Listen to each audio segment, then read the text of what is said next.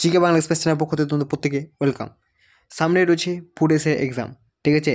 তো জিকে একটা গুরুত্বপূর্ণ ভূমিকা কিন্তু পালন করবে এই এক্সামে। তো চলো আজকে যে জিকে প্রশ্নগুলো আলোচনা করব সেগুলো ফুড এসে এক্সামে এসছে, ঠিক আছে? ফার্স্ট যে প্রশ্নটা রয়েছে দেখো, এটা কিন্তু ফুড এসে এক্সামে এসছে। তো ভারতে সর্বাধিক সংখ্যক শ্রমিক নিযুক্ত রয়েছে কোন শিল্পে? ঠিক আছে, টেক্সটাইল, লৌহ ইস্পাত শিল্প, পেট্রোকেমিক্যাল শিল্প না অটোমোবাইল শিল্প? কারেক্ট আনসার যেটা হয়ে যাবে সেটা অপশন নম্বর এ, টেক্সটাইল শিল্পে। ঠিক আছে, মনে রাখবে যে ভারতের সর্বাধিক সংখ্যক শ্রমিক নিযুক্ত আছে টেক্সটাইল শিল্পে। এটা ফুড এসে আসা প্রশ্ন। এর সঙ্গে তোমরা মনে রাখবে যে জিডিপি, ঠিক আছে, জিডিপি এর অর্থাৎ কোনো একটা দেশের সে দেশটা উন্নত না অনুন্নত না উন্নয়নশীল, ঠিক আছে, সেটা হচ্ছে জিডিপির উপর নির্ভর করে। যে দেশের জিডিপি যত বেশি হয় সে দেশ তত বেশি উন্নত, ঠিক আছে? তো জিডিপি এর পুরো নামটা মনে রাখবে যে গ্রস ডোমেস্টিক প্রোডাক্ট। এটা দিয়ে থেকে যে জিডিপি এর পুরো নাম কি? Gross domestic product. ওকে, এবং এই জিডিপির ক্ষেত্রে বলছে ভারতের যে জিডিপি সেটা ম্যাক্সিমাম কন্ট্রিবিউশন কোন ক্ষেত্র থেকে আসে? মনে রাখবে যে সার্ভিস সেক্টর থেকে ভারতের ম্যাক্সিমাম জিডিপি কিন্তু এসে থাকে। কোন সেক্টর? সেবা ক্ষেত্র থেকে। এবং আমরা যদি ক্লাসিফিকেশন অফ ইকোনমিক অ্যাক্টিভিটিস অর্থাৎ ইকোনমিক যে অ্যাক্টিভিটিস যে ক্লাসিফিকেশন সেটা আমরা যদি দেখি তো আমরা 5টি ক্লাসিফিকেশন পাবো, ঠিক আছে? তো প্রথমে যে ক্লাসিফিকেশনটা রয়েছে তোমার প্রাইমারি অ্যাক্টিভিটি, যেটা হচ্ছে প্রাথমিক শ্রেণী তোমার কার্যকলাপ বা ক্রিয়াকলাপ, ঠিক আছে? 2 নম্বর হচ্ছে সেকেন্ডারি, 3 নম্বর হচ্ছে টার্সিয়ারি, 4 নম্বর হচ্ছে কোয়াটারনারি এবং 5 নম্বর হচ্ছে কুইনারি, ঠিক আছে? 5 নম্বর হচ্ছে কি? কুইনারি। এই প্রাথমিক সেক্টরের সঙ্গে অর্থাৎ প্রথম শ্রেণীর অর্থনৈতিক কার্যকলাপের কোনগুলো সেটা তোমার জানতে হবে।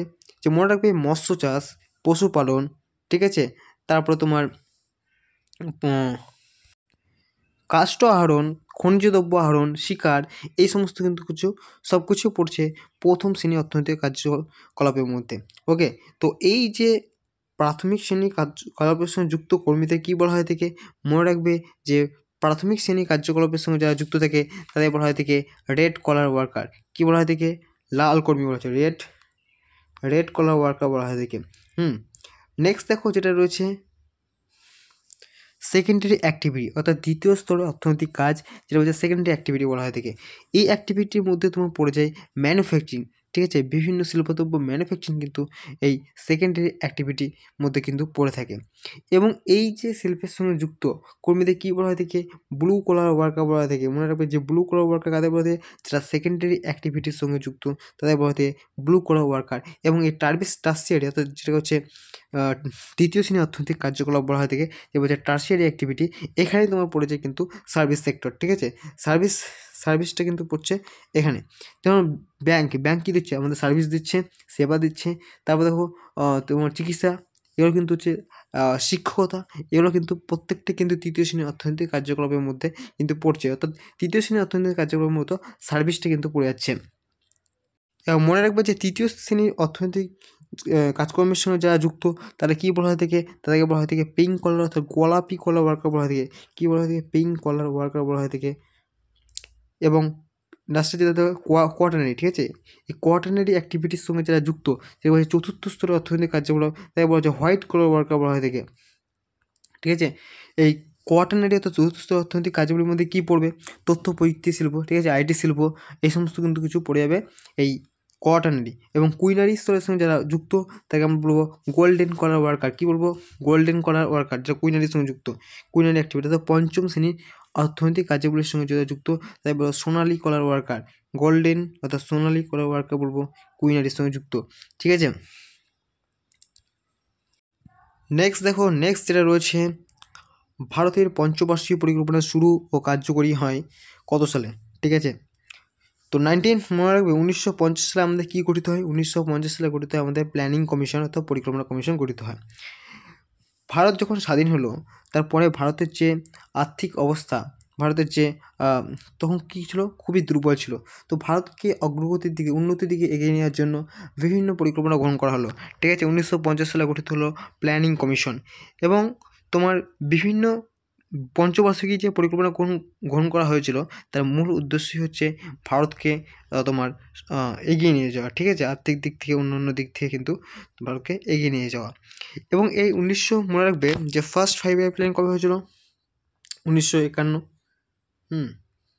1951 সালে ফার্স্ট 5 ইয়ার প্ল্যানিং কিন্তু হয়েছিল। এটা হয়ে যাবে অপশন নম্বর বি হয়ে যাবে এটার কারেক্ট আনসার।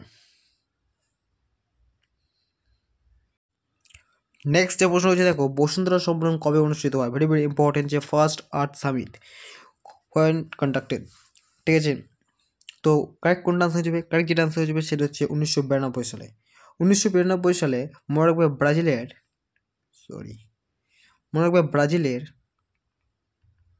ব্রাজিলের রিও ডি জেনিও, ঠিক আছে, ব্রাজিলের রিও ডি জেনিওতে ফার্স্ট আর্থ সামিট কন্ডাক্ট হয়েছিল, ঠিক আছে।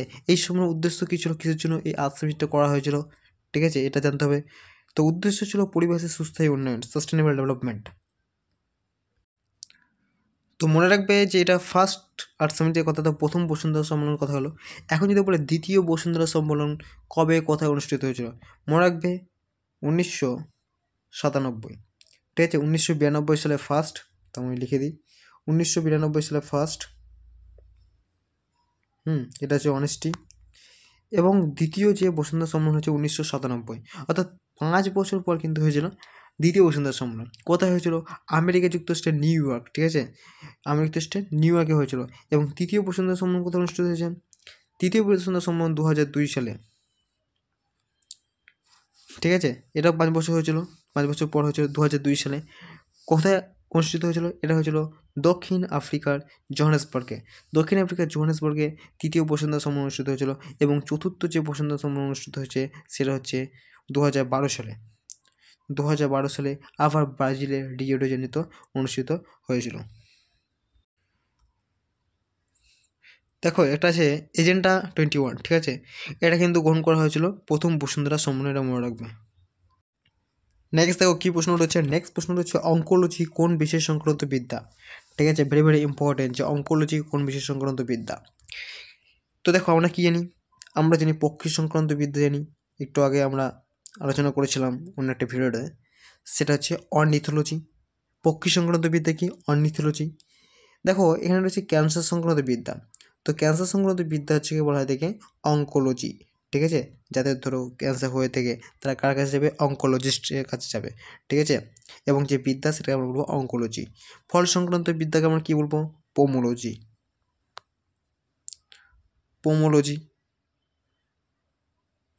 বলবো।